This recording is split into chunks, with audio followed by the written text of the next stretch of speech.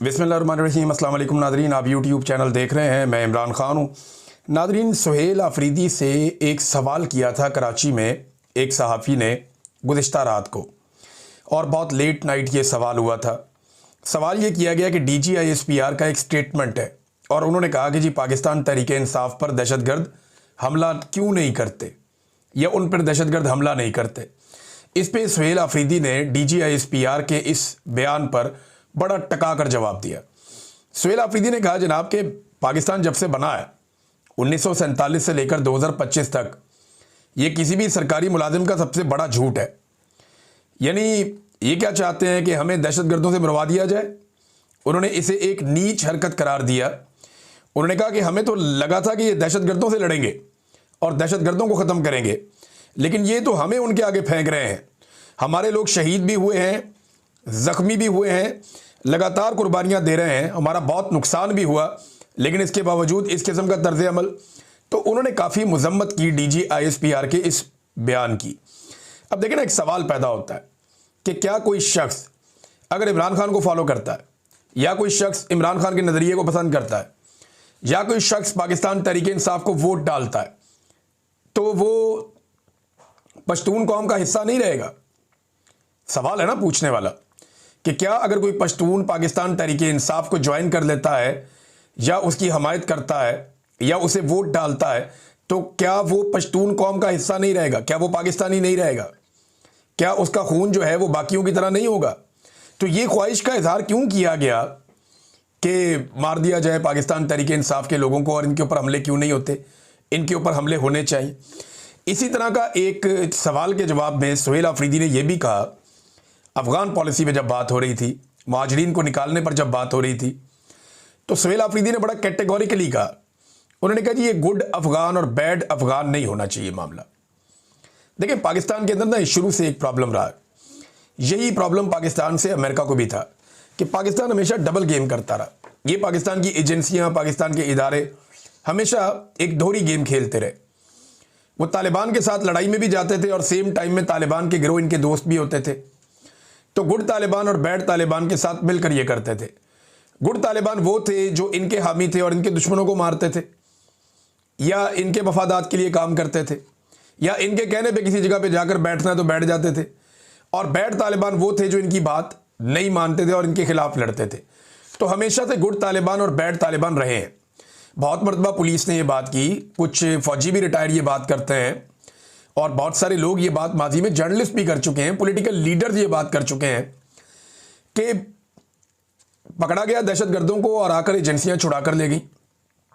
उन्होंने कहा जी हमारे हसासे हैं, हमारे काम के बंदे हैं। तो ये गुड तालिबान और बैड तालिबान का एक फ़र्क ख़त्म होना चाहिए। ये ज़्यादती है। जो आदमी हथियार उठा ले और वो रियासत नहीं है और वो हथियार उठा के लोगों के ऊपर ताकत का इस्तेमाल करे, तो वो दहशतगर्द है।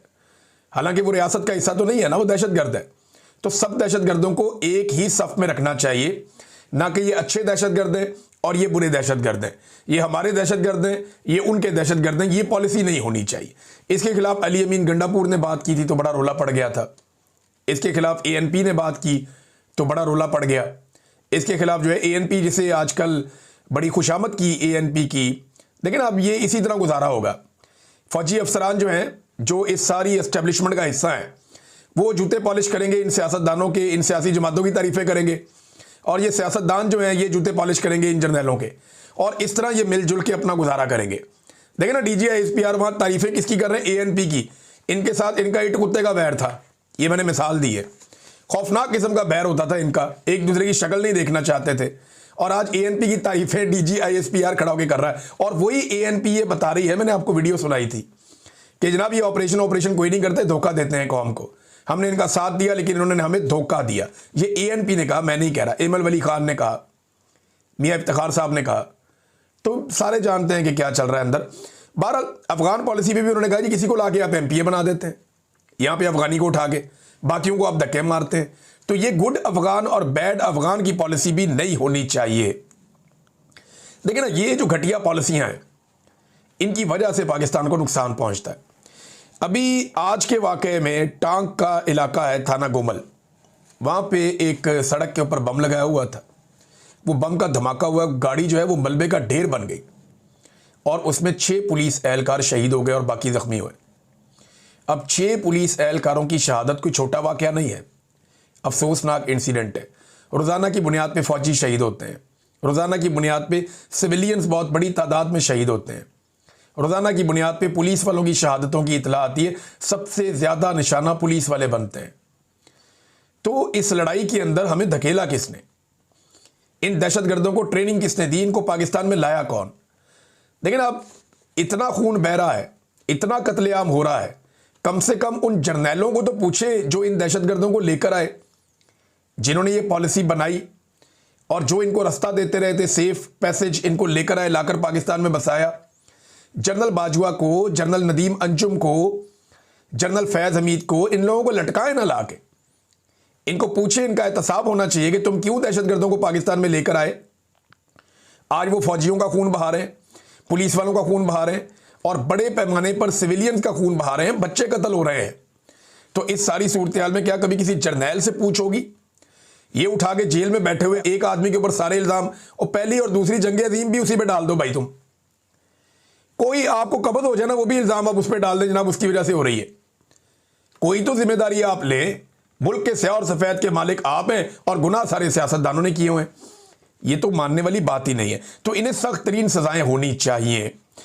तो आज हुआ क्या, जब सुहेल अफरीदी साहब ने ये स्टेटमेंट दिया तो उसके बाद सुबह एक मीटिंग हुई और उस मीटिंग के अंदर जो है वो एक नई हिकमत अमली बनाई गई।